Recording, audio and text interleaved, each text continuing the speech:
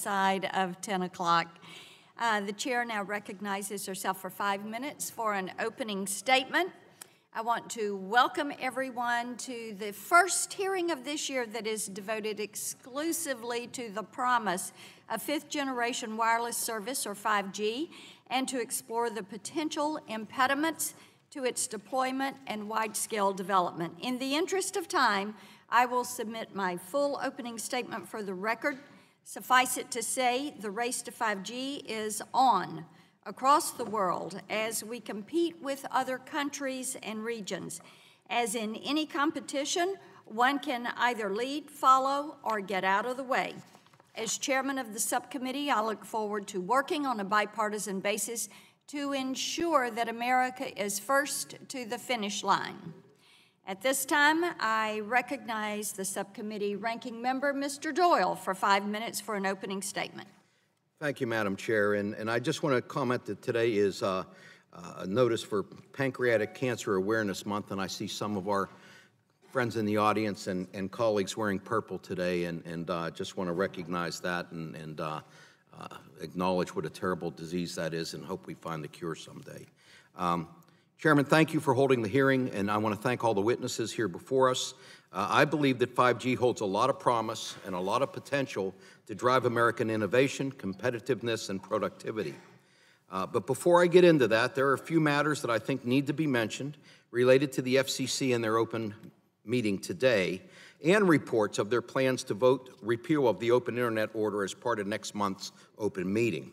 In regard to this month's open meeting agenda, many members, myself included, have expressed grave concerns about the chairman's agenda and the impact that it will have on media ownership, the Lifeline program, and the ATSC3 broadcast transition, or lack thereof, and the Commission's item on copper retirement. Each one of these items is terrible in its own right and will have grave impacts to the public. I would urge the chairman to delay voting these items and seek bipartisan consensus and to chart a path forward that benefits all Americans, not just the biggest companies. In regards to next month's open meeting and widely reported rumors that Chairman Pai plans to repeal the Open Internet Order, I would tell him to stop and consider the broader consequences. The success of the Internet and the Internet ecosystem has to be based on open access and a level playing field, where consumers can access the services they want and edge providers can access customers without having to pay to get permission from gatekeepers or having to pay tolls. Removing these rules removes this essential protection and threatens the virtuous cycle of investment and innovation that has made the Internet what it is today. So, putting that aside and to the matter at hand, 5G, next-generation wireless networks have incredible potential to revolutionize our economy and our way of life. Think back to 2007 and 700 megahertz auction. The iPhone had just been introduced, but the promise of smartphone technology and ubiquitous high-speed access was still just a dream. When Steve Jobs announced the iPhone, it had to be connected to Wi-Fi because 3G networks at the time weren't responsive enough. But today, nearly 80% of Americans own smartphones, and the global app economy has grown to be worth more than $1.6 trillion a year globally. In the same way that LTE has put the Internet in our pockets, 5G has the potential to connect every aspect of our lives, from smart transportation and self-driving vehicles to connected medical devices and predictive diagnosis to virtual and augmented reality. The promise of 5G has the potential to bring these technologies into reach. But to get to this promised land and to bring the future into the present, we need to chart a course that facilitates this technology by making new spectrum available and easing the deployment of new wireless infrastructure. My hope is that we can advance bipartisan legislation to free up additional spectrum to meet the needs of licensed and unlicensed industries.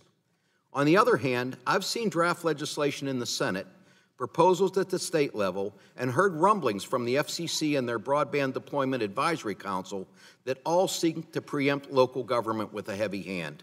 To me, these approaches are all stick and no carrot.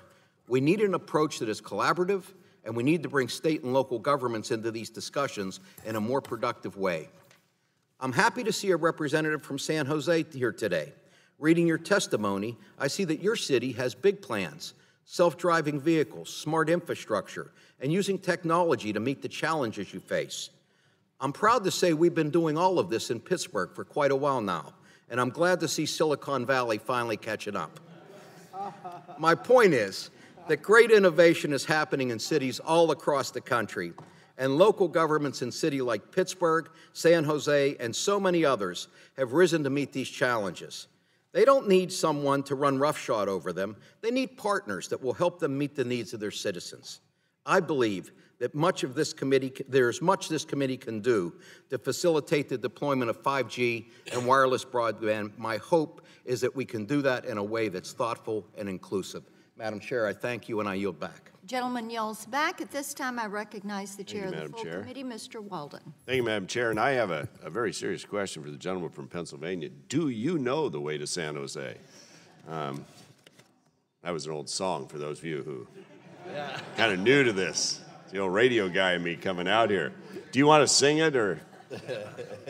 Look, I want to welcome our witnesses. Thanks for being here today. We really value your testimony as we learn a lot about the fifth generation wireless technology, often called 5G. So thanks for being here and thanks for your testimony. This is going to revolutionize America's competitiveness.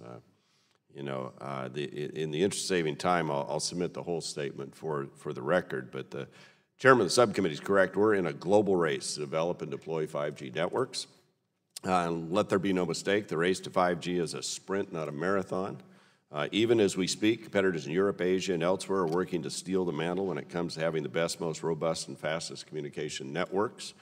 I do want to make one point regarding the promise of 5G to our competitiveness in manufacturing, healthcare, energy, smart cities, and autonomous transportation. None of the applications enabled by 5G technology will be possible without adequate spectrum, and all of the rhetoric around the race to 5G will be for nothing if we do not update the Communications Act to allow the Federal Communications Commission to deposit upfront payments from prospective spectrum auction bidders directly with the Treasury. Current law prevents the Commission from doing so, so I want to applaud the chairman of this subcommittee for including provisions in the FCC reauthorization bill to allow the Commission to do so. I also want to recognize the bipartisan work of Representatives Guthrie and Matsui in introducing standalone legislation to do the same thing. Thank you for that. I think we're all on the same page here. But let me be clear, absent a change in law, the FCC can't hold any auction of consequence to bring about the 5G revolution that we must encourage. So we all need to work together on a bipartisan basis to change that law so the Commission can again hold meaningful spectrum auctions. The inability to do so will mean the loss of billions in auction proceeds for deficit reduction. So anyway, thank you for being here. Thanks for your testimony. And Madam Chair, with that, I'll yield back. Gentleman yields back. At this time, I recognize the ranking member of the full committee, Mr. Pallone, for 5 minutes for an opening. Thank you, Madam Chairman. This Congress, Democrats on this committee have focused on protecting security, providing economic opportunities, and promoting democracy. Faster wireless networks have the potential to do all three. These technologies can make us safer by helping first responders react faster after an emergency or disaster. They can offer economic opportunity by helping people apply for jobs or train for a new career. And they can improve civic engagement by keeping people better connected with their government. People increasingly connect to the government using only their smartphones. That's especially true for the most vulnerable among us. Unfortunately, when they try to reach their government for help, too often they find websites that do not work on their mobile devices. And that's why I introduced the Connected Government Act earlier this year with Congresswoman Robin Kelly that was passed by the full House last night. Our bill ensures that all new federal agency websites are designed to work well on mobile devices. And today I'll look forward to discussing other ways that 5G networks can serve all of our communities. While we've heard a lot this year about the importance of broadband in rural areas, today's hearing focuses on new technologies best designed for urban centers. These 5G technologies could present new opportunities for low-income Americans in urban areas who often struggle to pay for their connections. And I know that some say that speeding deployment of these networks means that we must sacrifice environmental protections, that we must undermine tribal sovereignty, and that we need to block our local governments. But I urge my colleagues to look past these naysayers. Let's find a path that promotes broadband deployment while still respecting the public interest. And I believe that the Lift America Act, which was introduced by the Democrats on this committee earlier this year, does just that. Our bill ensures high-speed broadband deployment to 98% of the country without jeopardizing the environment, city governments, or tribal rights. It's unfortunate that while we're working here today to bring high-speed wireless broadband to urban areas, the FCC is working against us. As we speak, they're voting to kill the Lifeline program as we know it, effectively taking wireless phones out of the hands of the people who need them the most. They're acting to senselessly cut the wireless lifeline to 7.3 million Americans. And that's cruel, particularly when some of those Americans live in places that are still recovering from natural disasters. So I hope they reconsider and work with Congress to help those who need it most. Mr. Doyle talked about all the terrible things that we expect from the FCC over the next days or weeks, and I want to join in his comments. But with that, I thank the witnesses, and I would like to yield the rest of my time, half to Congresswoman Matsui and the other half to Congressman McNerney. So I yield now to Congresswoman Matsui. Thank you, Ranking Member Pallone. Additional spectrum will be critical for both 5G and advancements in technology and innovation.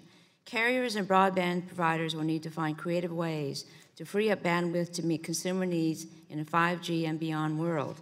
This will be necessary to account for the Internet of Things economy, autonomous vehicles, virtual reality, and new innovations that we have yet to hear about. A realistic 5G and beyond strategy will need to be creative and will not be a one-size-fits-all solution. I think that technologies like blockchain could play an interesting role for spectrum sharing and one that could potentially maximize the efficient use of spectrum bands. Thank you, and I yield to Mr. McNerney. Well, I thank the ranking member, and I thank my friend and colleague from Sacramento. I'm basically going to repeat what the ranking member said. As we sit here today holding hearing about increasing connectivity, the FCC is voting on an item that would do just the opposite, namely a proposal to dismantle the Lifeline program. This will disconnect millions of low-income Americans. In my district alone, there's more than 56,000 households that participate in the Lifeline program. The FCC chairman's proposal will be absolutely devastating for those folks. We all have constituents who rely on this program for essential communication services. All of us have constituents, such as getting in touch with family and friends and obtaining help during emergencies. We owe it to our constituents to help them stay connected. While I look forward to the hearing and I appreciate the witnesses coming today, I can't help but think about how today will be a serious step backward for connecting Americans. Mr. Chairman, I yield back. And I yield back, Madam Chairman. The gentleman yells back. Madam Chair. Mr. Walden, you're recognized. Well, with the indulgence of the committee, today likely marks the last day of one of our veteran staff members, David Rettel, who has worked for the committee for the last 7 years, was my chief counsel on telecommunications subcommittee, and continued on in that role under our current chairwoman until the administration decided to pluck him from us rather slowly. But that was the Senate, actually. Senate was slow. But they've now confirmed him, and we have every reason to believe the president will sign the paperwork today, and David Rettel will go off into the administrative landscape of the NTIA, where he will be on a completely faithful search for more spectrum to free up and make available. So if we could honor our staffer, David Rettel.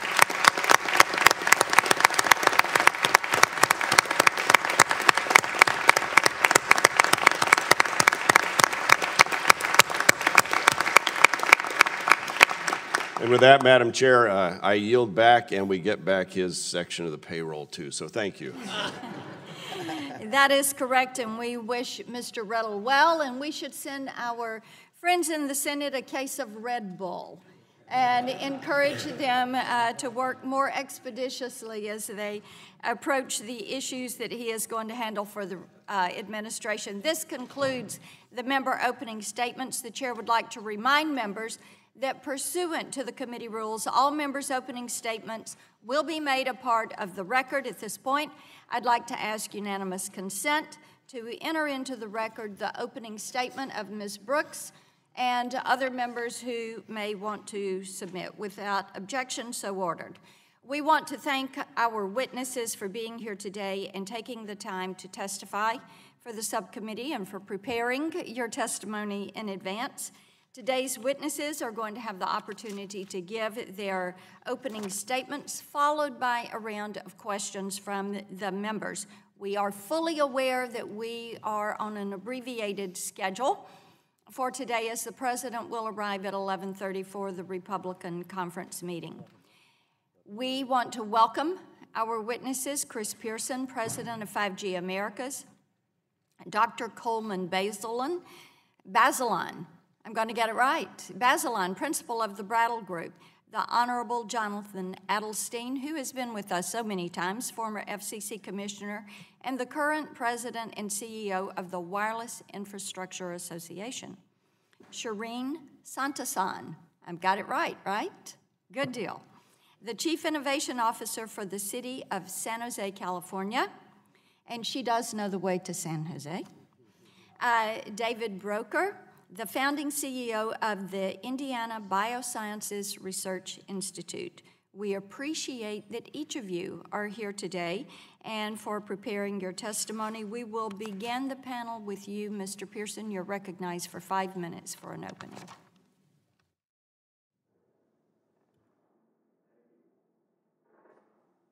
Microphone, please. Thank you. Chairman Blackburn, Ranking Member Doyle, and members of the subcommittee, thank you for having me here today. I'm Chris Pearson, president of 5G Americas, an association representing mobile operators and vendors from around our region. 5G Americas Board of Governors includes AT&T, Cisco, CommScope, Ericsson, HPE, Intel, Nokia, Qualcomm, Samsung, Sprint, and T-Mobile. 5G Americas is also a market representative partner of the Standards Forum 3GPP, where 5G is being standardized, and works with regulators around the world. 5G Americas represents our region in the global 5G MOU event twice a year in countries like Asia, Europe, and the Americas that are dedicated to winning the race to 5G. And next year, 5G Americas hosts our event here in the United States. 5G, or fifth generation of wireless technology, is comprised of 3 use cases: enhanced or faster mobile broadband, massive machine-type communication, also known as Internet of Things, and ultra-reliable, low-latency communications, often called critical communications. So 5G is just not about faster broadband, although it would be nice to download that movie in seconds before you board that plane. It's about other things as well. Machine-type and critical communications will enable connected, autonomous vehicles and revolutionize our industries and lives with enhanced productivity, smarter cities and homes, safer roads, and more effective healthcare. Our industry is expected to invest $275 billion in 5G, resulting in $500 billion in GDP growth and millions of new jobs. But this revolution requires more spectrum and efficient siting of wireless facilities.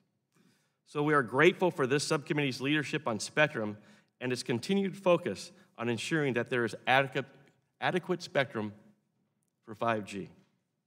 We support Mr. Guthrie and Ms. Matsui's spectrum auction receipts bill, which the FCC needs to hold any further auction, and urges the committee to act on that quickly. Spectrum will be required for 5G in every range: low band, mid band, and high band.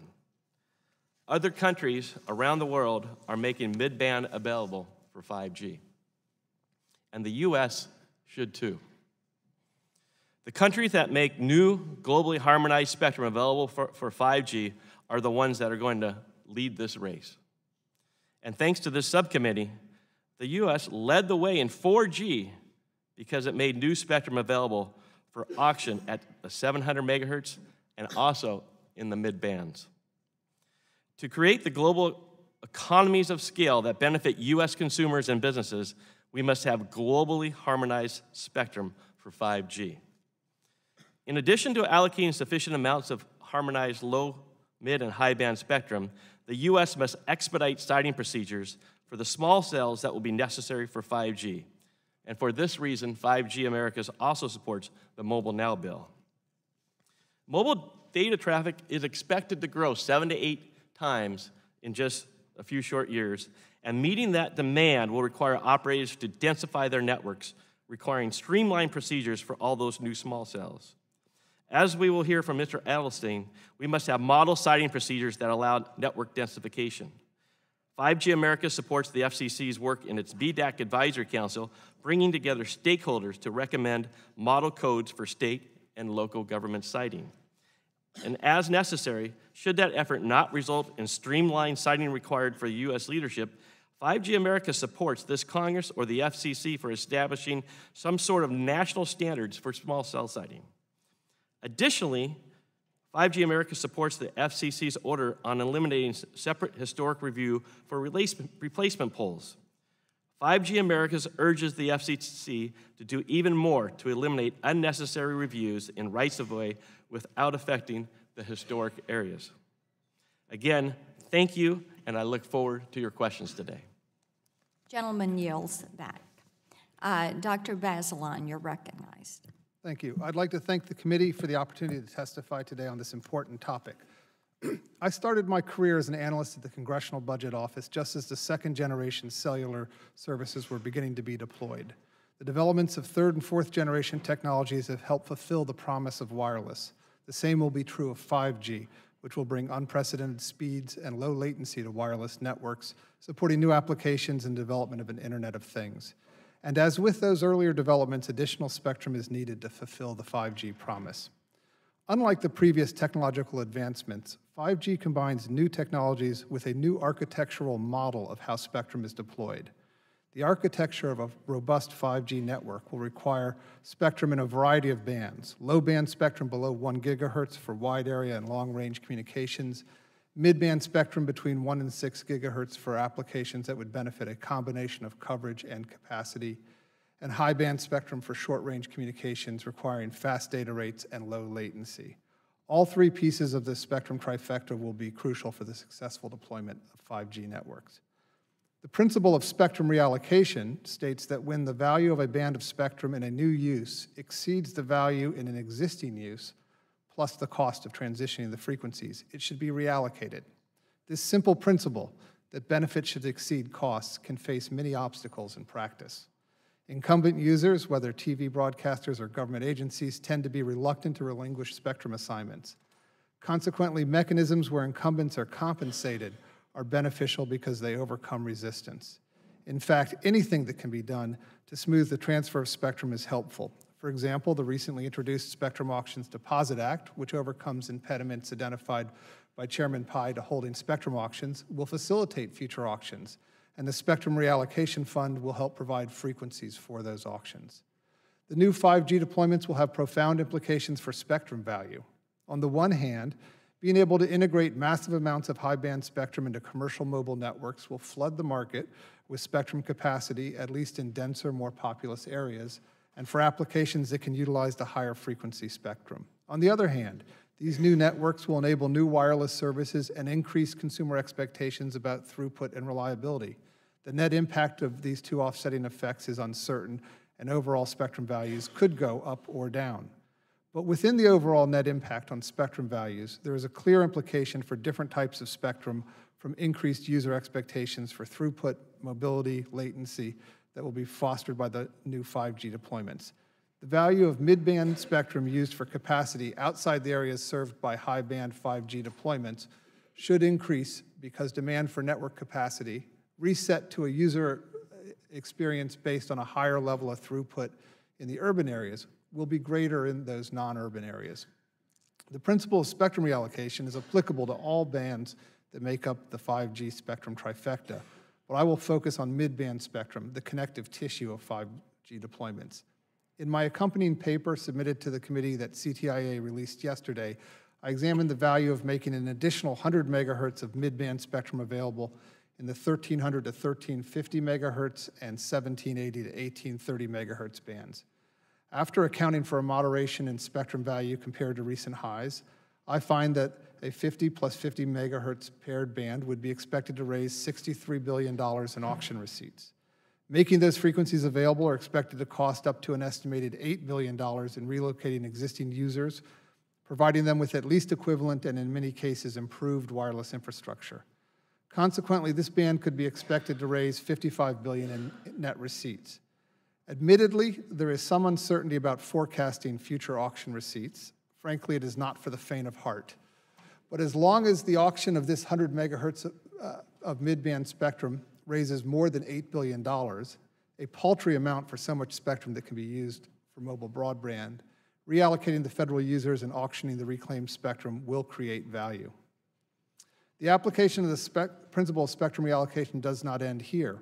For example, all or part of the 3.7 to 4.2 gigahertz band could be valuably deployed in support of 5G networks. I have investigated this band and found that even with conservative assumptions about the value of both the existing C-band services and potential new deployments, reallocating some or all of this band would likely create value. A voluntary mechanism that ensures incumbents benefit from any transition will help facilitate making additional needed frequencies available for new 5G networks. Thank you. Gentleman yields back. Mr. Edelstein, you're recognized for 5 minutes. Thank you, Madam Chairman, and Ranking Member Doyle, members of the subcommittee, for the opportunity to testify. This hearing today is historic for a number of reasons, not just the topic, but because it's David Reddle's last time on that side of the dais and not over here where he'll soon be. We congratulate Mr. Reddle on his rapid confirmation by the Senate. And you wonder why I say rapid. By my standards, what I went through, it's actually pretty quick, so it's all relative. I represent the Wireless Infrastructure Association that represents companies that build, own, manage, and maintain wireless facilities across the country. And we applaud the leadership of this subcommittee on promoting wireless broadband deployment. The wireless industry stands ready to make enormous investments, up to $275 billion to build out 5G. It'll lead to 3 million new jobs and $500 billion to boost GDP. And the U.S. is really well positioned to lead 5G, especially with David Reddle as head of the NTIA. It'll be something that will face stiff competition, though. We have competition from around the globe. But fortunately, this subcommittee, the FCC, and the administration have all shown a clear commitment to policies that encourage 5G investment. 5G could prove one of the most transformational technologies in the history of technology. But as promising as the standard for 5G is, it's only as good as the infrastructure on which it's deployed. 5G will involve up to 100 times more antenna locations than 3G or 4G. So all types of infrastructure is needed. And fully realizing the potential of 5G depends on how effectively it gets deployed. Responsible infrastructure deployment is key. Our industry works very closely with local governments like San Jose. But if a company carelessly circumvents localities, it rightly angers the community and creates resistance to siting new facilities. And that can slow 5G. So WIA and its members seek to work in partnership with localities because that's the best way to develop networks over the long term. This subcommittee has long promoted responsible deployment. In fact, the great example of that is Section 64(9)A of the Spectrum Act. The law clearly sped 4G deployment by allowing upgrades on cell towers without burdensome zoning reviews. And it will continue to provide relief for the deployment of 5G through co-location, which is preferred by localities. Many communities welcome wireless deployments with streamlined siting policies. In fact, 13 states have passed laws to streamline deployment. I think Congress can bring all communities up to that same high standard by speeding the approval of permits and applications. Congress should provide a deemed granted remedy if a locality fails within a prescribed shot clock to approve an application. The FCC system for working with tribes who indicate a possible historic cultural interest, often far outside of tribal lands, is not working properly. It should be updated to exclude deployments with no new ground disturbance and ensure that fees are reasonable and appropriate. Congress should also modernize the historic preservation laws by excluding certain small cell deployments from unnecessary reviews. And Congress should revamp the Byzantine process of siting on federal lands to speed deployment on rural areas, something we've concentrated on the BDAC in the subcommittee I chaired. Another barrier to 5G is the growing gap between the skills of today's workers and the skills needed to build tomorrow's wireless networks. Many of our members report they're having difficulty filling positions with qualified applicants. Now, WI is working to build bridges that will jump across that gap so that we can bring apprenticeships for the first time into the wireless industry. WI is also developing training programs to support that because we can't afford the lack of trained workers to slow the path to 5G. We're encouraged that Congress and the administration are seeking new ways to partner with industry on job training and on apprenticeship programs, because thousands of new high-wage jobs await those with the proper skills. The move to 5G has the potential to unleash a wave of job creation, economic growth, and greater global competitiveness. That's why the subcommittee's leadership is so critical, and we're so grateful that you held this hearing today and invited me to testify. So thank you again for holding this hearing. Thank you. Ms. Santasham, you're recognized, 5 minutes. Good morning, Chairman Blackburn, Ranking Member Doyle, and members of the subcommittee. I'm Shireen Santosham, Chief Innovation Officer for Mayor Sam Liccardo in San Jose, California, the largest city in Silicon Valley. Thank you for the opportunity to discuss how cities are creating favorable environments to speed deployment of broadband. I want to particularly thank Congresswoman Eshoo for her focus on this issue and her excellent service for all Californians. We are truly fortunate to have her represent us. Cities large and small are eager for increased broadband investment and competitive choices for our residents. We understand the benefits of broadband to economic growth and creating an on-ramp to opportunity for our young people to learn and participate in the jobs of tomorrow. In San Jose, we welcome technological advancement with open arms. This year alone, we've launched an autonomous vehicle initiative, a crowdsourced civic challenge utilizing drones, entered into public-private partnerships with companies like Facebook. Just this past Monday, our City Council unanimously passed our broadband and digital inclusion strategy that includes several recommendations to streamline deployment and pave the way for technologies like 5G. San Jose is excited and ready to welcome 5G to our community. But at the same time, we have 95,000 residents in our city without broadband access. Think about that. In the heart of Silicon Valley, nearly 10% of our residents don't have adequate access to the internet. It breaks my heart every time I hear about children in our community who are trying to do their homework on a mobile device outside their school because they don't have internet access at home. They are losing the race before it starts. So while I welcome this next generation of the internet, we can't leave people further behind in the process. How this technology is deployed and who benefits matters. Unfortunately, much of the state-level legislation that recently passed in over a dozen states to streamline deployment goes too far and gives telecommunications industries the benefit of a public utility without the obligations to serve everyone at affordable rates. I'm going to tell you about one of these bills, SB 649, which was wisely vetoed by our governor in California and highlights issues relevant to federal action that we believe are important for you to consider. The first is the extremely low caps that allowed cities to charge that were allowed for placing small cells in the public right-of-way at cost. In fact, upon an independent review, these rates were found to be below cost, resulting in the state obliged to reimburse cities for the difference had it been signed into law. Not only would the bill cost cities, but it also stripped away the ability of local governments to incentivize build-outs in traditionally underserved areas. In San Jose, we have digital deserts in the middle of our city where low-income Latino families live. By using market-based pricing of assets and negotiating citywide deployments, we can incentivize the telecom industry to build out in these underserved areas. Preemption of local authority to charge market rates and giving by-right access to industry removes these incentives. Second, equipment size and scale matters. Although the industry describes small cells as the size of a pizza box, the dimensions listed under SB 659 for small cells were over 21 cubic feet, the size of a standard refrigerator. Such massive pieces of equipment need adequate safety review, and communities will want input if thousands are deployed on their sidewalks. Finally, the public benefits from local governments acting as a referee for the competing needs of the finite space in the public rights of way. So, how can we move forward? We need a balanced approach to ensure that we are speeding deployment while benefiting the public broadly. Cities can create one-stop shops for providers, co-create design standards with industry, negotiate citywide or batch process permits, and offer transparent and fair pricing. On the federal level, we must avoid preemption of cities if we want to see equitable and safe deployment.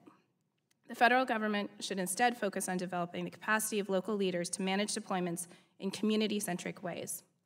The federal government should also be careful not to pick winners and losers through policy. On behalf of Mayor Liccardo and the City of San Jose, I want to thank the subcommittee for inviting me to participate in this hearing today.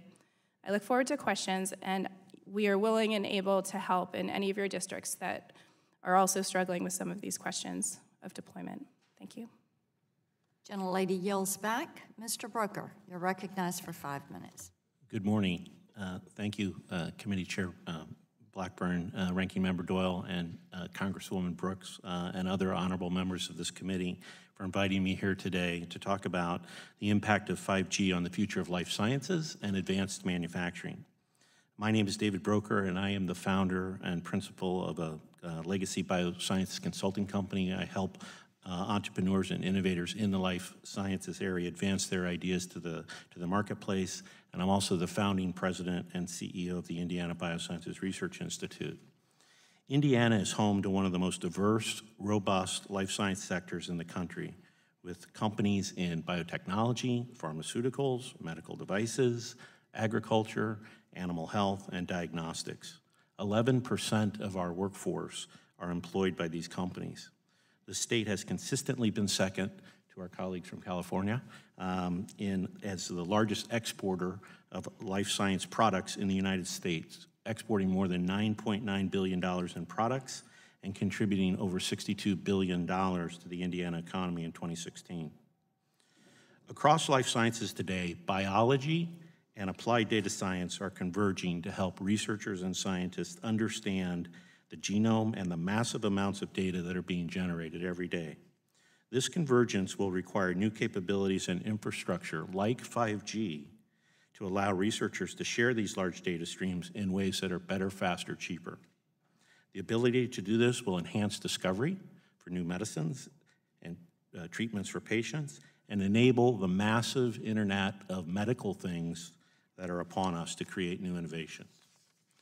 The development of the massive internet of medical things will connect patients to their physicians through telemedicine, augmented and virtual reality interventions. It will make digital technologies like smart devices, wearables, and sensors a part of the delivery of care to improve patients' lives. And when combined with other enabling technologies like blockchain, data standards, and encryption, it will create a shift away from place-dependent electronic medical records to virtual individual health records that will improve the quality of care through personalized medicine. 5G technology will enable life science manufacturers to create better and more secure supply chains that will connect patients and distribution partners, as well as create opportunities to improve the quality and productivity of the research and development process and the ultimate tech transfer and manufacturing of these products. For example, 5G technology will enable the real-time capture of appropriate patient information to improve safety monitoring and adverse event reporting. It will also allow for 100% tracking of product distribution to the patient. It will improve the efficiency of clinical studies by providing 100% verifiable external data capture and exchange with researchers and development partners like contract research organizations. It will improve the technology transfer within companies between development teams and manufacturing operations to shorten timelines and bring innovations to the market faster. 5G will also create opportunities to connect the patient literally to the shop floor and integrate advanced manufacturing capabilities like 3D printing to make customized devices, cell-based therapies, and therapeutics. Finally, 5G will result in more automation of manufacturing, improving the speed and efficiency, creating more manufacturing jobs, and enhancing the technology focus within the current manufacturing operations. Just like the nation's interstate highway system made the fast and easy exchange of goods across the country possible, 5G technology will drive innovation in the life sciences by providing a better avenue for exchange of massive amounts of data being generated across the information-rich landscape of healthcare and life science innovation. I'd just like to leave you with one factoid that I researched in coming to the committee today. I don't know how many people know what a zettabyte is, but a zettabyte is 1 followed by 21 zeros, so it's a pretty big number. And if you look at the major internet service providers today, they're they traffic a little over 1 zettabyte of information. In the next 3 years, it's projected that that will increase by over 50-fold. So think about that amount of data and the infrastructure that's required to exchange, connect, and the convergence that's possible in life science and manufacturing. 5G is critical enabling technology for America and will help drive new innovations in healthcare and increase competitiveness in advanced manufacturing. Thank you, and I look forward to your questions. Gentleman yields back. This concludes our opening statements, and we are ready to move to questions and answers, and I will recognize myself for 5 minutes to begin that portion. Mr. Broker, I want to start with you. I'm so pleased that you mentioned the manufacturing component. We have 341,000 Tennesseans who are in manufacturing. Last year, $30 billion worth of exports. So we're not quite to where you are with your Indiana number. But I want you to talk about this from two sides. You look at any number of, or any one of our states, and you say, this is the potential if the investment is made, and this is what could happen if the investment is not made into 5G, because I think this is something that we all are discussing. Mr. Johnson's working on broadband expansion. Ms. Brooks is chairing the effort on 5G. So if you'll take it from those two sides. Chairman Blackburn, a very good question. You know, I've been in and around life sciences my whole career, over 30, 35 years, and I've actually started off as a manufacturing engineer. So I was one of those engineers running around the shop floor. You know, manufacturing is both a capital-intensive and a people-intensive business. And currently, if you look at manufacturing, most companies can site that manufacturing anywhere in the world. And so what really drives companies to make decisions related to that manufacturing are favorable business environment, which includes things like tax policy, the availability and access to a trained workforce and talent, and the infrastructure that's required to make all of those things work. And so my point would be that if we don't do this, manufacturing will go elsewhere. It will start to continue to go outside the United States because it is a global opportunity for companies to go other places to set up new manufacturing and manufacturing of the future. So I think 5G enables us to become even more competitive than we have. And when you look at the future of the innovation that's possible, then we can capture that, making it here in the great states that all of you represent. You know, just yesterday, I saw that for the very first time, the FDA has approved a digital pill. This is a pill that is a combination of a drug. You swallow it. When it hits your stomach, there's a sensor in the pill that releases information to your smartphone that can go to the patient, it can go to their family, it can go to your healthcare provider. These are the kinds of things that are possible even today. FDA, as I said, just approved this digital pill yesterday. And so I think without a technology like 5G and the infrastructure that this represents from a manufacturing standpoint, we have the potential to fall behind other countries that implement it better and faster than we do.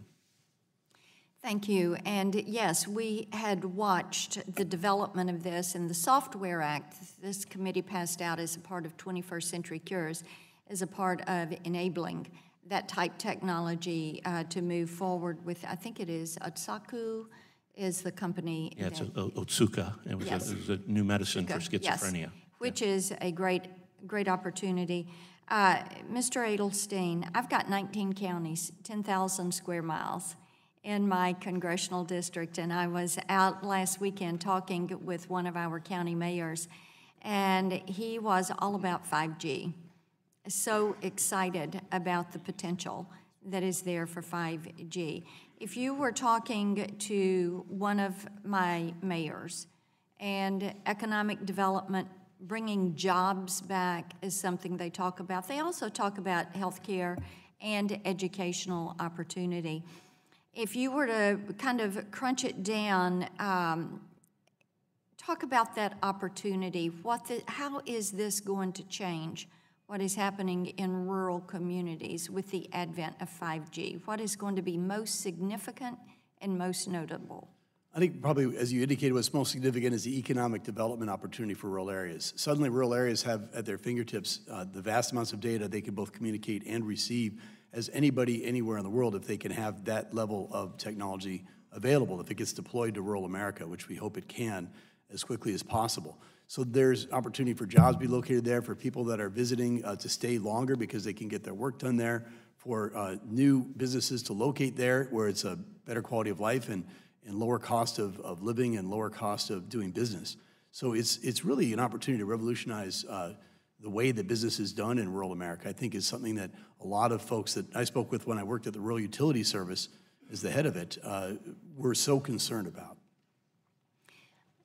Thank you for that, and I am going to, at this point, yield 5 minutes to the ranking member. Thank you. Ms. Santasham, you're a member of the FCC's Broadband Deployment Advisory Council, right?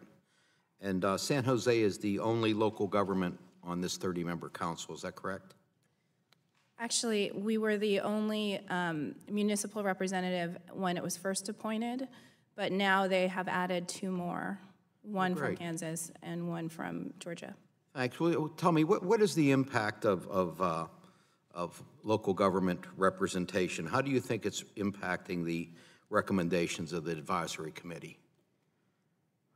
It's been a challenge in terms of both the process and the output of how we're working. And it's an issue that, you know, the National League of Cities, National Association of Counties, and U.S. Conference of Mayors, along with 237 bipartisan mayors across the country, have written to Chairman Pai about.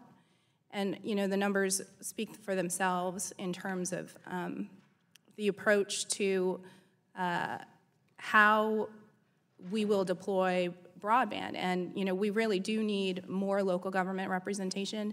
And, you know, we're at the table, we're talking to the FCC, but we hope that we can get more representation. Thank you. Commissioner Adelson, Jonathan, welcome back. Good to see you. You're on the commission too, right? Yes. How do you think local government input's being handled? Well, there's also members of local government on the working groups that aren't on the full BDAC. There's also a state commissioner from the state of Massachusetts that's on the group. So there are a number of representatives of municipal and local governments. I think the chairman is really seeing this as an opportunity for industry to work with localities to try to come up with consensus solutions. For example, a state code that would be a model, a municipal code that's a model. And there's been a lot of good dialogue going back and forth between localities and the industry on that. And we have the opportunity to take input from outside of the working group as well. I mean, we are listening very closely to localities. We feel that if we can't get a good state or local code that is a consensus document that really is working together, it's not going to get adopted anyway. Yeah, thank you. Mr. Basil, let me ask you, in your testimony, you mentioned the challenges of freeing up the spectrum resources for deploying 5G networks. And when we look at the lower part of the C-band, the 3.7 to 4.2 gigahertz band, do you think it's realistic that satellite users will totally vacate the whole band, as some in the wireless industry have suggested, or do you think it's more realistic that the FCC might be able to repack some part of the band to free up spectrum that could be used for mobile license use? I mean, I know in your heart of hearts you'd like to have the whole thing, but I'm just curious where you think reality lies, given the complexities in the incumbent licenses. Thank you. So first, the economist answer is that the value created by the band should be more than enough to compensate the existing users. And so from a social perspective, the band probably should be freed up. But there are stakeholders there, and they have legitimate and real concerns. And a process that where they are working with the reallocation process is one that's more likely to be successful. So a voluntary mechanism that allows them to share in the gains of their efforts to free up the spectrum is one that I think is more likely to be successful. Whether that ends up clearing the entire band or part of the band, I think is for the people who know best in the band to figure out.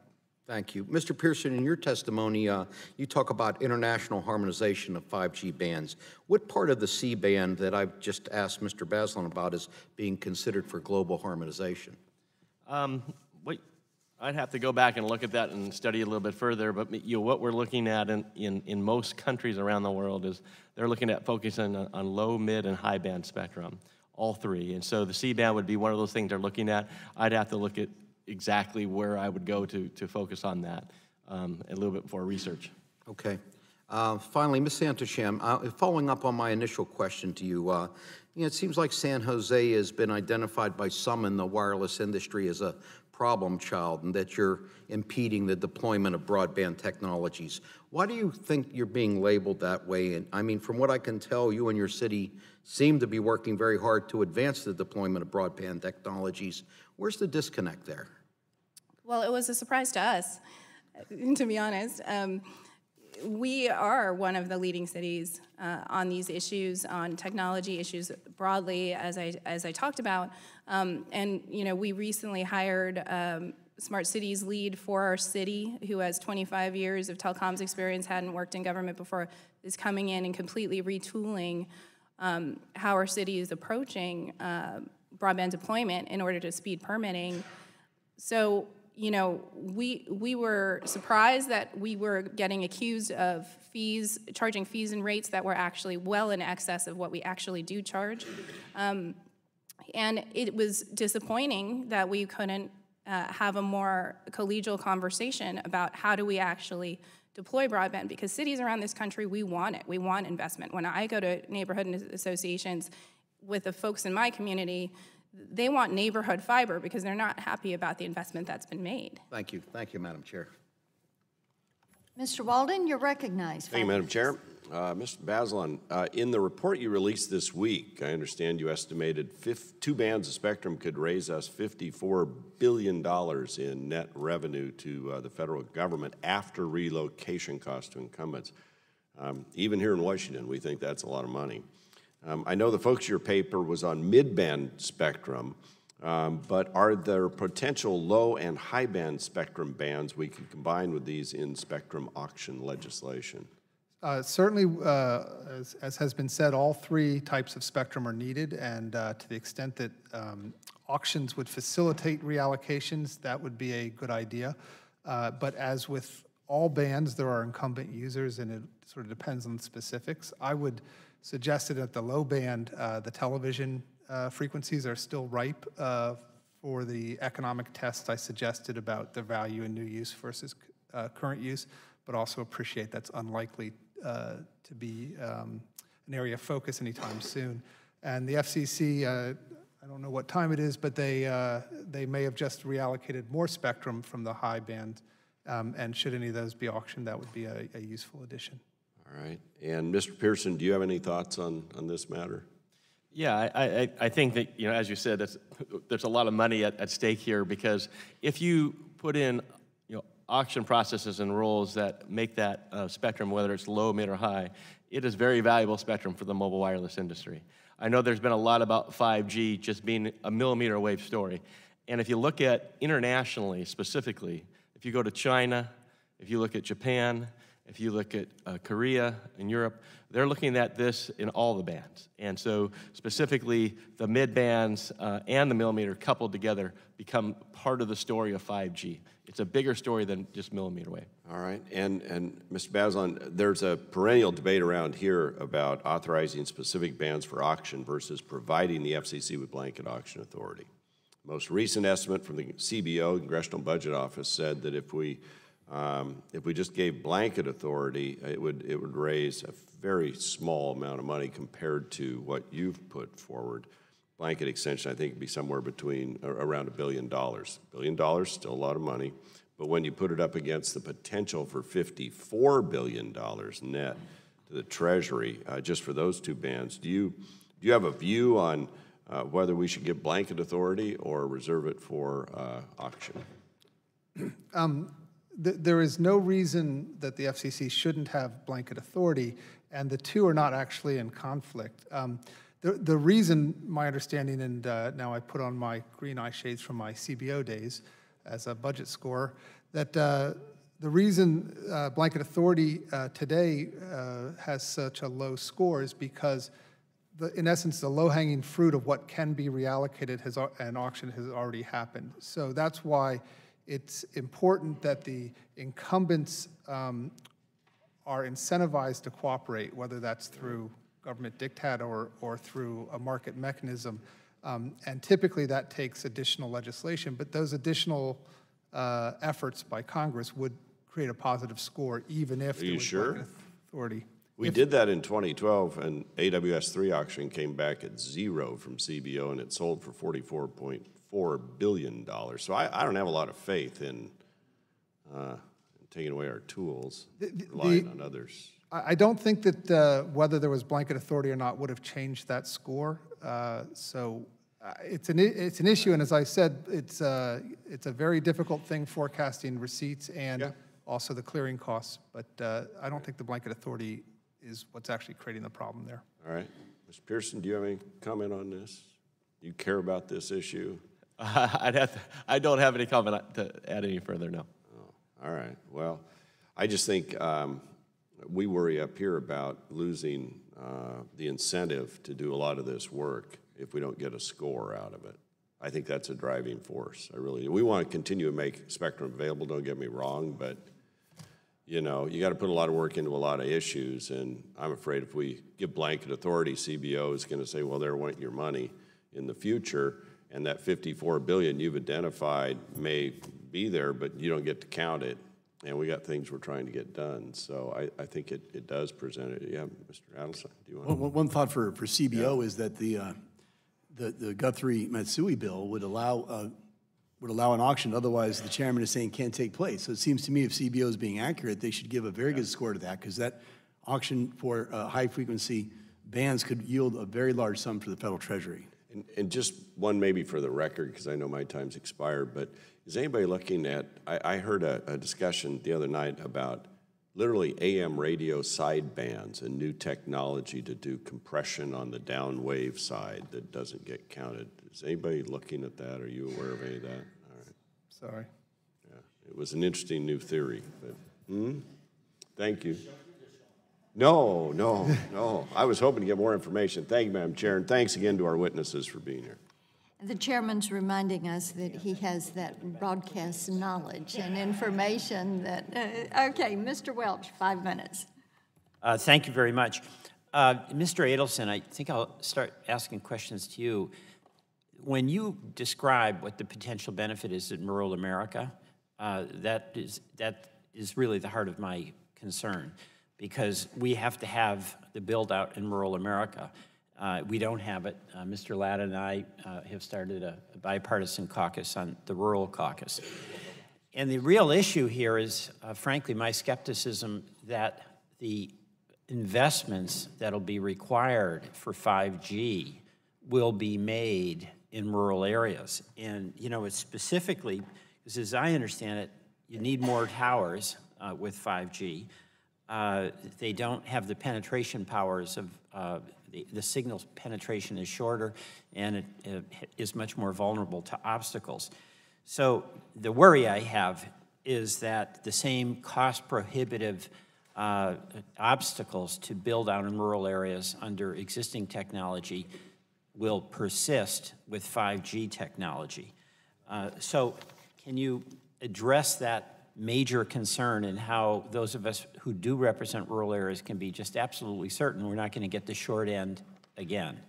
Well, I think you identified a very legitimate issue. I mean, basically, the biggest problem with rural deployment is economics. The industry builds to where there's demand, and they build to where there's a return, especially when it's very costly to build these networks, and they're... We all understand that. It doesn't pay economically. So what do we need for build-out rules if, in fact, the rural America is going to get the benefits that you described are right there if we have the system in place? Well, every dollar spent on needless regulation is a dollar that can't be spent on rural America. There's limited capital budgets, and so if we're getting caught up... Wait. I get it on regulation, but you said something that's obviously true. If the market isn't there, it's sort of like electricity. There's no incentive, regulation or not, for an investor to go to rural Vermont as opposed to urban Burlington, let's say, right? That's just economics. So there's got to be some public policy. And let's assume we have a favorable regulatory system, as you see it, because I don't want extra regulations. How do we guarantee that they'll be built out in rural America when there's no money in it for the big players? Well, the primary mechanisms for policy are universal service and the rural utility service that work in concert. As a matter of fact, when I was administrator of the Rural Utility Service, we provided a grant to VTEL in Vermont that was what would we need? What would we need? mean, look, this is, all of us here represent rural America, okay? And this is a problem. So let's just say we agree on regulations because we don't want to make it more expensive. But there's got to be some money that goes into it without the rural America having to beg for everything. I mean, are we entitled to the same level of services in urban areas or not? That's the question. Well, the Communications Act says comparable service at comparable rates, and that's the purpose of universal service. So it's in this committee's jurisdiction to try to ensure that universal service builds it out. Right, but you know, actually, I've loved your testimony, but you're not reassuring me because I'm asking the how question. All right, Mr. Dr. Baseline, how about you? There's lots of benefits to living in rural areas. One of the costs is that some things cost more there. When there's a public policy to make sure that's provided to rural areas, the government is going to have to step in and ensure it. Mechanisms in the past where there have been internal cross-subsidizations from urban to rural areas have been shown to be rather costly, and we've moved away from that model to more directly, if you want to create demand in a rural area, you subsidize the cost of providing the service. Once that's in place, though, and there's demand from people in rural areas... How do we get it in place? I mean, the build-out expenses, as I understand it, in rural areas are going to be high. And there's not going to be the incentive for the investors to do that because they don't get the return. So how do we avoid making the same mistake? A lot of rhetoric about the benefits of this build-out in rural America, but no follow-through. It's a universal service type program where the difference in the cost of serving those customers and what is considered a reasonable price needs to be made up from other users or from the public. Okay, so that will create the demand. With the demand, the carriers will come and build to them. Well, Dr. Pearson, Mr. Pearson? Well, the only thing I'd like to add to the discussion is when you say it's going to cost more to build out a 5G in these areas, you know, really when you look at building out 5G, if you lose the low bands or the mid bands, it's not necessarily more costly to go. We already have one carrier that got spectrum from the 600 auction, and they have said that they are going to build out 5G in that band, and it carries waves that will cover. All right, my time is expired. I just want to say one thing, Madam Chair. I think we need, those of us who represent rural America, some concrete build-out rules that can give us concrete confidence that somehow, some way, this system is going to serve rural America. I yield back. So noted. At this time, Mr. Lance, you're recognized, 5 minutes. Thank you, Chairman. Dr. Baseline, Congress, and specifically this committee, recognized the need to address more commercial spectrum that resulted in the 2012 Spectrum Act, and it spurred 3 auctions. Now that these auctions have run their course, is it your view that we need a new spectrum pipeline initiative to meet America's future spectrum needs? As I think has been pointed out numerous times, it takes a long time to from when an idea becomes law even to the time that the spectrum is reallocated. So the sooner we start, the better. But yes, we need more spectrum. We should be thinking not just about the next 5 years, but the next 10 and 20 years of how we're going to transition incumbent users out to be able to make frequencies available. Thank you very much. In your recent paper, you noted there is skyrocketing global demand for mobile wireless services. And with the coming of 5G, it is important to find spectrum to fuel that growth. The 2 bands you discuss are complementary to the AWS-3 spectrum, which was auctioned for over $40 billion. You estimate the 2 bands you discuss could auction over $62 billion. What drives the price so high for these particular bands? In this case, I actually start with the prices paid in the AWS auctions and reduce them a little bit to recognize that increased supply would reduce prices. In the case of this auction, there's about twice as much spectrum being auctioned, but I'm only estimating about a 50% increase in price. Would you insist that they be auctioned together, or? It would. The current estimate is based on the idea that they are auctioned together and paired, so that you have the uplink downlink architecture in place. And I think that's still the highest valued use for the spectrum. At some future time, and it depends how far in the future, that may not be as important, but for now, I think if you want to maximize the value, you should pair them. How would the mid-band spectrum identified by the Commission in its recent NOI fare in this type of auction, in your opinion, Dr. Beslin? I'm not sure which specific frequencies you're referring to, but the need, I mean, I think as many of us have said, the need for mid-band spectrum in this new architecture is going to be high. This is the spectrum, imagine in the denser areas, and it doesn't have to be just urban, but anywhere where there's enough people to build to deploy the high frequencies, there's going to be an expectation of large bandwidth, low latency, high connectivity, and as you move outside those areas, you're not going to want your devices to stop working. That's actually going to put increased demand on these mid-band spectrum frequencies. Thank you. Mr. Pearson, as you mentioned in your testimony, several countries in Europe and Asia are taking concrete steps to make lower portions of the mid-band, specifically frequencies between 3 and 6 gigahertz, available for commercial 5G deployment. Do you believe policymakers here in the United States, including us, are doing an adequate job to make similar bands available for 5G? I think we're making progress in the United States, and I think we need to do more. If you look at most of these countries, they are very, very proactive and aggressive in their planning processes and where they're directing their industry to go and their governments to go with the mid-bands. And specifically, I'd say the 3-5 band. Recently, I think we've made some steps here with the CBRS band to improve maybe the opportunity for investment in that, whether it's going to be LTE or 5G. And that's helpful, but I do think we need to do more in the United States if you look at the competition from around the world and what they're doing and the economies of scale that are going to happen in that band. Thank you, and Chairman, I yield back 40 seconds. Gentleman yields back. Ms. Matsui, you're recognized. Thank you, Madam Chair.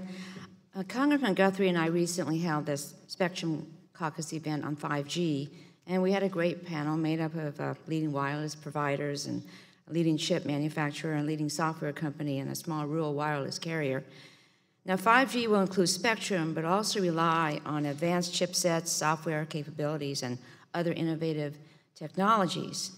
Mr. Bazelon and Pearson, and perhaps Mr. Booker, do you think that blockchain, since you mentioned it also, will play a role in 5G, and specifically to make efficient use of spectrum sharing? I haven't examined the use of blockchain in spectrum sharing.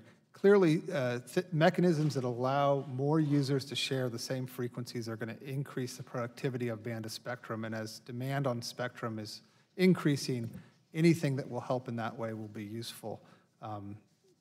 But I wouldn't want to comment specifically on blockchain. We're at the beginning stages then, what you're saying with that. Okay.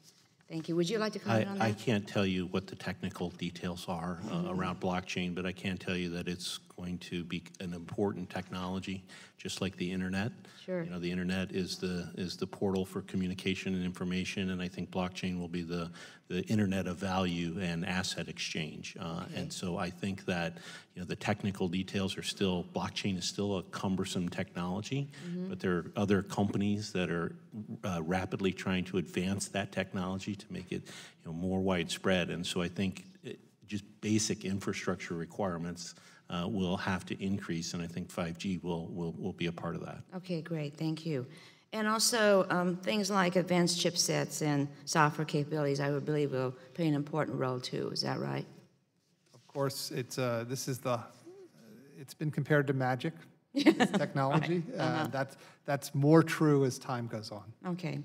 I know we've been talking about the mid-band spectrum, but it has unique propagation characteristics that make it ideal for reliable satellite distribution, and particularly valuable for terrestrial mobile use. Wireless, fixed wireless, satellite services, and others have identified certain mid-range bands as ideal for 5G operations. But we know there's considerable disagreement over the best mechanism to enable 5G deployments to utilize this spectrum, including in the C-band. Mr. Bazelon, what would a market-based incentive that will allow incumbents to voluntarily clear portions of this band look like? So I understand that a joint proposal by Intel and Intelsat was put forward that would allow the incumbent users, give them the authority to negotiate with new terrestrial wireless users. And although I've worked with those companies on this issue, I have not worked on developing the mechanisms. But the principle behind it, that the incumbent users will benefit from their efforts of participating in the process and making the spectrum available, I think is the key part to having it happen in a timely manner. So you think it's possible to devise rules for these bands so that you can protect incumbent operations while also allowing mobile broadband use? Yes, I mean, in some cases it is about, say, coordinating off geographic areas that are going to be protected. It may be about taking a earth station out of an urban area and moving it to a rural area and then connecting it back with a fiber optic cable, and that way you're able to geographically partition the spectrum. But these are all really quite complicated issues with how this band could evolve, and it's the incumbent satellite carriers and the new terrestrial wireless carriers that will know best how to work that out. One of the spectrum bands the FCC is examining is mid-band inquiry is, wait a minute, no, I want to go this one here. The Citizens Broadband radio service, a 3.5 gigahertz band. You know, as co-chair with Representative Guthrie of the Spectrum Caucus, we're very focused on the opportunity that this particular band will offer. A mix of low, mid, and high band spectrum is necessary both for wireless coverage today and to build network capacity in the future. 3.5 gigahertz can be a significant component of mid-range bands that facilitate 5G network deployment. Mr. Pearson, do you think there's a way to ensure this band is open to every innovative wireless opportunity it intends to promote? Yeah, I mean, I think number one, I think when you talk about the opportunity for that band in 5G, it is a band that, again, is a great emphasis if you go around the world. Now, as far as the improvements that can be made in that band for investment, I mean, from a mobile wireless industry side, I think we need, as we've seen, longer license terms, larger geographic areas, and so forth, and the expectation of renewal on those licenses. That's where you get investment in our industry. And if you go around the world, there's very few other geographic or other countries that have some of the issues that we have with the Navy radar and so forth. So they are looking at that as pretty much clean spectrum that they're moving forward with for 5G. Okay, great. Thank you very much, and I yield back. Mr. Shimkus, you're recognized, 5 minutes. Thank you, Madam Chairman. I'm glad Peter Welch is still here, and I hate to say he's right sometimes, but all he does is kind of give voice to frustration in rural America that we just don't get there. But I would also argue that there's still some regulatory issues with maintaining copper wires that we should have a discussion about. Reform of the Universal Service Fund, I think Mr. Adelstein talks about, RUS. I mean, there are tools. It's just we've got to refine those, and I'd be happy to work with you on those things. It is very frustrating out there. Ms. Santoshem, the real debate for me is industry getting in or the concern of municipalities blocking. So how large is San Jose?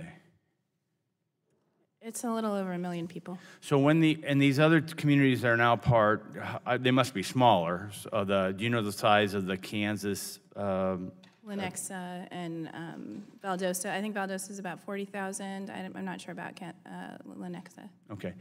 So so your 5G, for lack of a better word, desert, or areas that you want to go to that's not served. That Latino community that you were mentioning, you know what's the population area of that? I don't, but I'm happy to get back to you. Yeah, my basic point is that's probably bigger than most of my communities. You know, that area that should be of your concern. I'm not saying that as municipal leader. If I was a municipal leader, I'd be concerned about that. But sometimes in rural America, that's bigger than. I have a county that only has 5,000 people in it. So. So it goes to that debate of how do you get there and get deployed, and we this is a different era than coaxial cables and access to poles, which is kind of how this original, how did municipalities then give right-of-ways, leverage for dollars and access versus affixing pizza boxes or refrigerators in local communities to provide this service.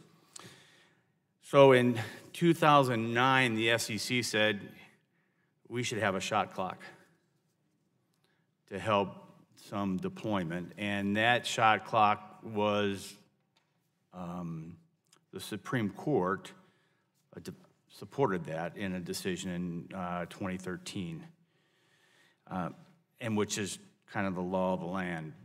But Mr. Edelstein, even with the shot clock and the ruling and with the Supreme Court, are you still perceiving that there's problems in market entry? Well, there still is a problem with the shot clock if it's not deemed granted at the end, because you have to go to federal court, and then it's an endless loop that you end up there. This committee was responsible for, as I mentioned, enacting 6409A, which allowed the FCC the authority, clear authority, to say at the end of the process, if a locality won't allow a co-location, it's going to be deemed granted. And that means it gets done. We haven't had any pushback on that. But on these other shot clocks, we've had numerous examples. As a matter of fact, the tendency is for the community to go beyond the shot clock and for our industry not to sue, because we know we'll be back at that community again later. And we know that the federal court mechanism is not a particularly effective one. So we could use additional authority of the FCC to allow for deemed granted. Yeah, and how would you, so I mean, I guess you answered it. You would, this deemed granting would be the provision that you think would help in that. Ms. Sandisham, you wanted to comment on that?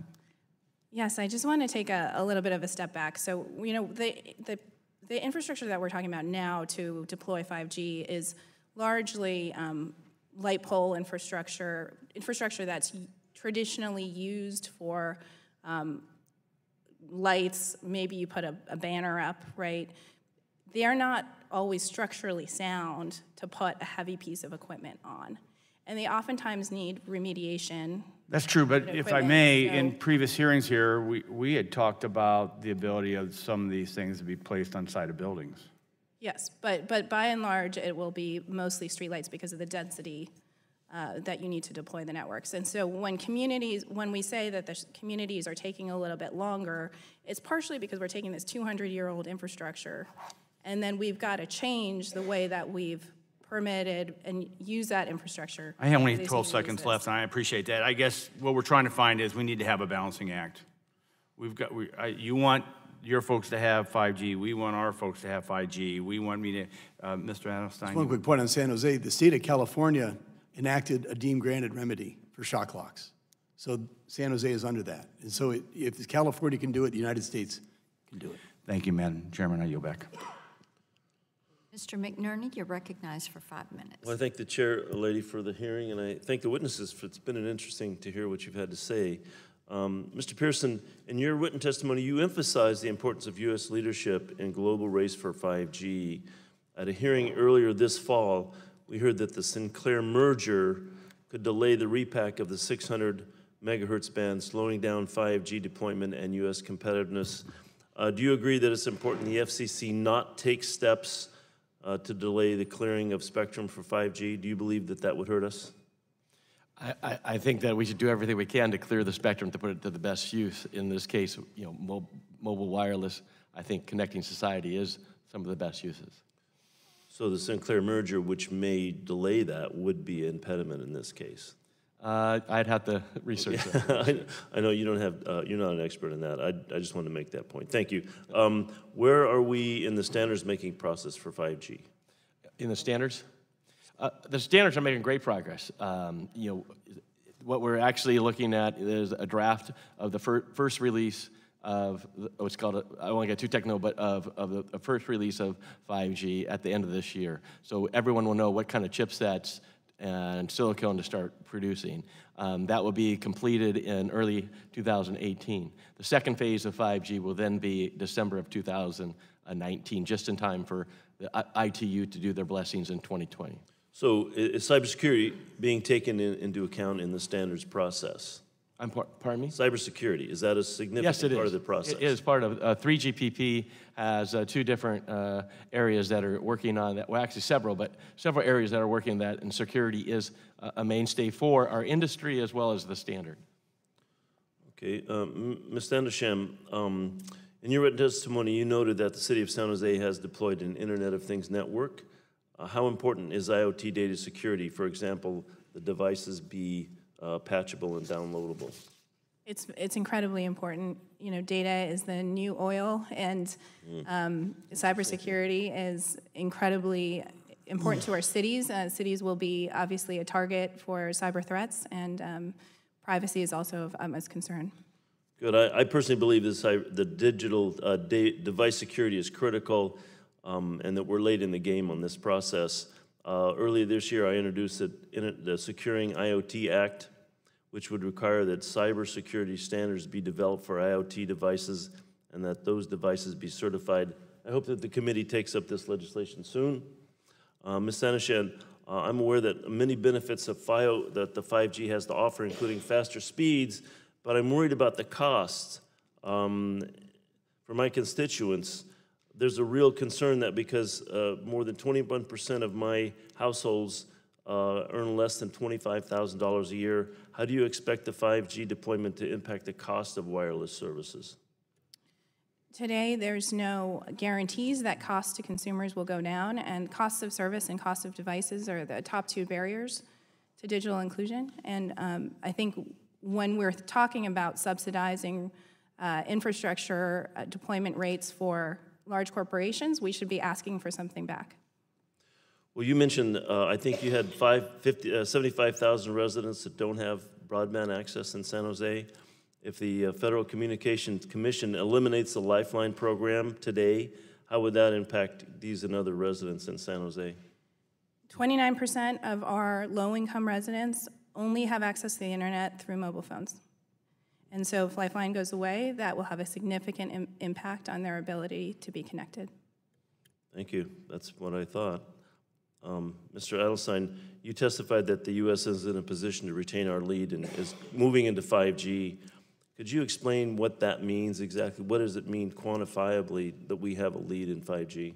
Well, the important thing is that other countries are making it very easy to move forward. In Japan and Korea, for example, that are moving quickly toward 5G, they can site anything, anywhere, anytime. And I'm not saying we need that here because we've always worked in close partnership with localities, but some unreasonable impediments are going to slow down the deployment. What does leadership mean? What does that leadership mean? would mean that we would be the first to implement the network. We'd be ahead in terms of the chipsets, as we already are with our leading chipset manufacturers. We'd be ahead with the devices that we get into the hands of consumers. Could we include rural access as a part of that definition of leadership in this field? Ideally, it would. I mean, we talked earlier about the issues with rural, which is expensive. I mean, the greater costs you have to deploy this, the less likely we are to get to rural and the longer it will take. I mean, rural historically has been the last to get these devices, and it's unfortunate. But the costs are extremely high to provide this type of network, and we need to do everything we can to lower those costs to allow that capital budget that the companies do have, which is the largest of any industry, $30 billion a year being invested, and a lot of that in rural America. I think my time's expired, and I'm sure the chair is anxious to move on, so thank you for the answer. Gentleman yields back. Ms. Brooks for 5 minutes. Thank you, Madam Chairwoman, and thank you so much for holding this hearing today. Mr. Broker, wonderful to have you here.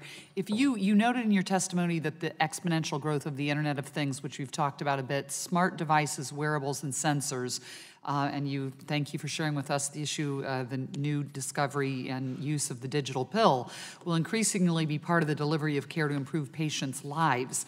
We've had quite a discussion also about rural America, and how do you believe that these innovations are going to have the power to bring better care, better health care to patients in rural areas? I represent rural areas as well in central Indiana, and do you have any specific examples of scenarios where 5G can improve that doctor-patient relationship and improve delivery of care in rural areas?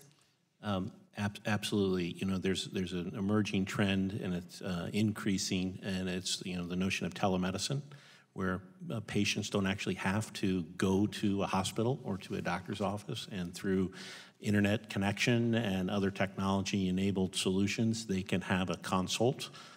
There's robotic surgeries occurring where surgeons in completely different parts of the United States can be doing surgery in a hospital someplace else. So, as I mentioned in my testimony, healthcare is going to be driven less about place and more about the connection to a healthcare system, and that doesn't necessarily need to be right next door. I mean, it's great if it is, but there are going to be technologies and solutions and innovations that are going to allow people and patients and healthcare systems and physicians to be connected in completely different ways. Switching gears a little bit to the focus that you put on automation of manufacturing, and that 5G will result in even more automation. Some become nervous about increased automation as it relates to jobs and the people on the manufacturing floor, so to speak.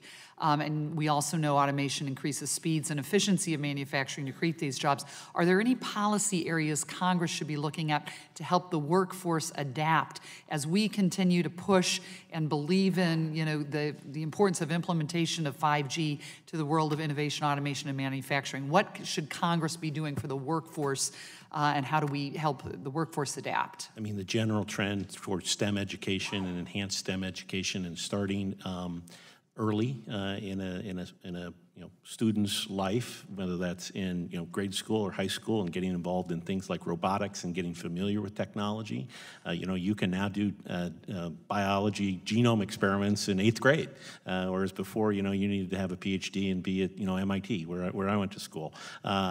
These things are now possible, but it really gets back to an educated workforce, starting with the next generation, but it also means skills and developing the skills amongst the current workforce to be able to do that. I said I started off in manufacturing, and I saw lots of innovation come over my 20-plus year career. And the same debate was argued, okay, well, we're going to get all these fancy pieces of equipment and machines to do the work. It never replaced people. At the end of the day, it still took people overseeing, managing, making sure that the machines did what they were supposed to do. But it takes an educated workforce in order to do that. Thank you very much. I'm going to yield back the balance of my time so others can ask their questions. Thank you. Thanks, Ms. Eshoo. You're recognized for 5 minutes. Thank you, Madam Chairwoman, and thank you to all of the witnesses. It's good to see you, Jonathan, again, and a very warm welcome to Ms.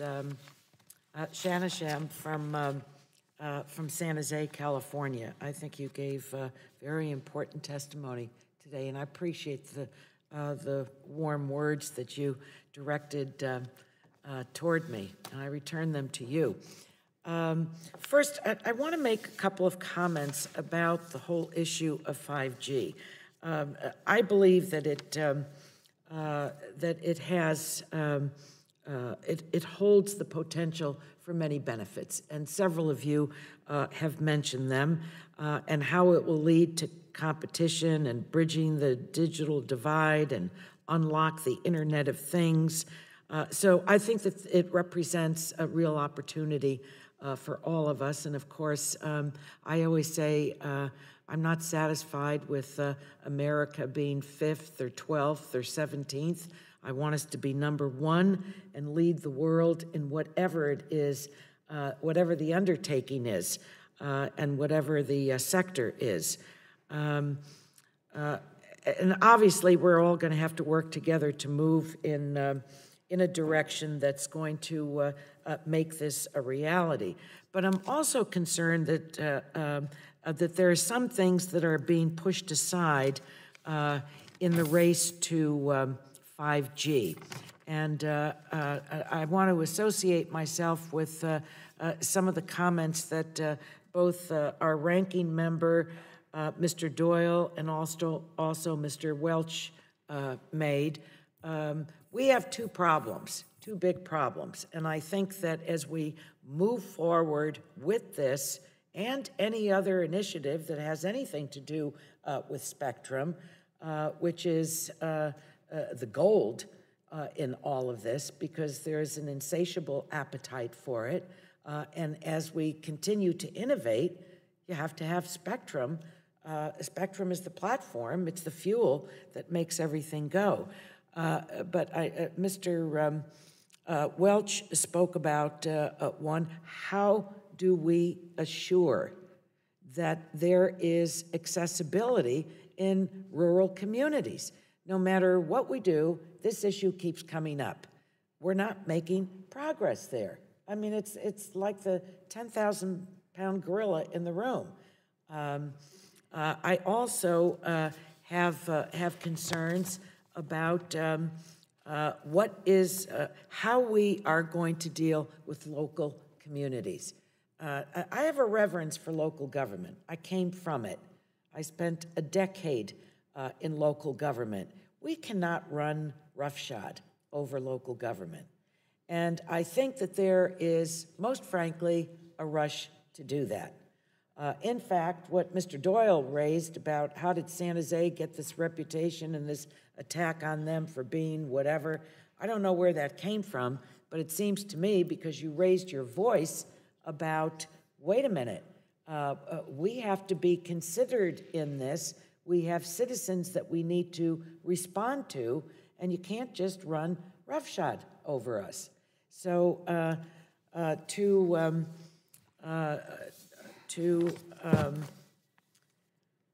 Ms. Sanisham, first of all, I want to ask for unanimous consent to place in the record a New York Times editorial by the mayor of San Jose, Sam Liccardo, dated 10/3/17.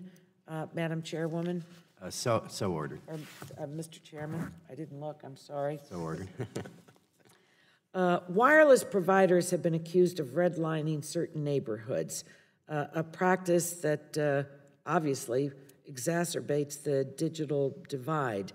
And I'd like you to comment on that, but also tell us what the importance of cities like San Jose is implementing market-based infrastructure leases to ensure that private industry is enhancing broadband access for all communities. It's not just San Jose. San Jose is speaking up, but they have an issue, and they are not rural, of 95,000 people in their city that have nothing. They have no access to it. This is the largest city in Silicon Valley. So, would you comment on that? Because I find that deeply disturbing. Yes. So, first of all, market-based rates and incentives are things we should all believe in. And there is a little bit of an irony that we as a city government are asking for market-based rates and the private sector is asking for cost-based.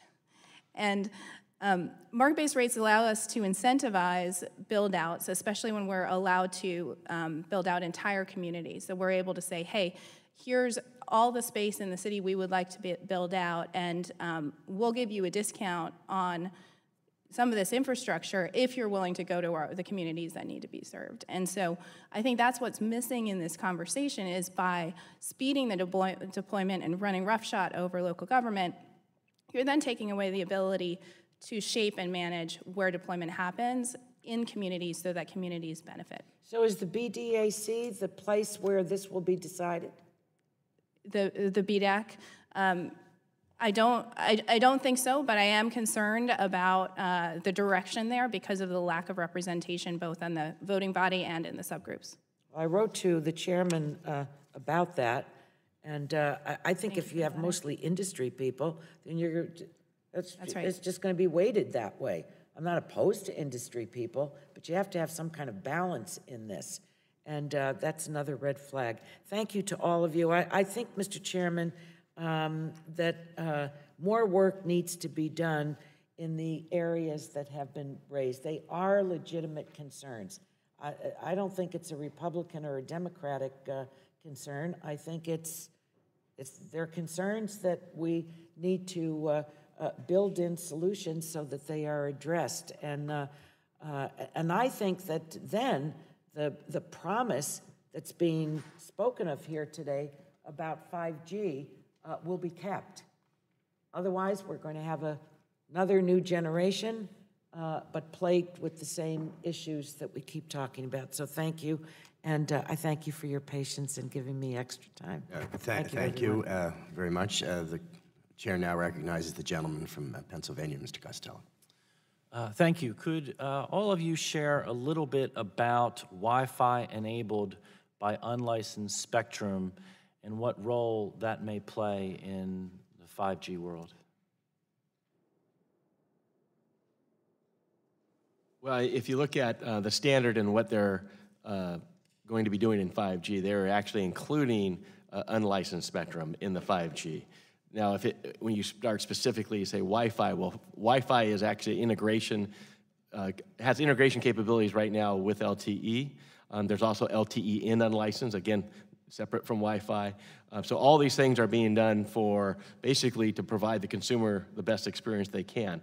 Sometimes it's anchored with what would be LTE today, and at some point would be 5G. Sometimes it's specifically unlicensed, which would be only Wi-Fi, and other times it's actually another type of aggregation tool of it interoperating, but it's using one or the other. Wi-Fi is a very important access technology, and unlicensed spectrum is very important to allow for that, and there's clearly a lot of demand for it, and it should be something that grows. Whether or not it ends up being actually integrated in with the commercial mobile networks, I think is just an open question. Some of the high-frequency spectrum that is being set aside for unlicensed use, and that allows for individuals to use that to offload some of the demand that's going on the broader networks that are being designed by the cellular industry. So it's very helpful to have unlicensed and licensed in a proper balance. I'm going to defer to my colleagues here who know much more about the issue than me. We've heard a lot about state and local impediments to the deployment of wireless infrastructure. Is the same true for next generation wireline infrastructure?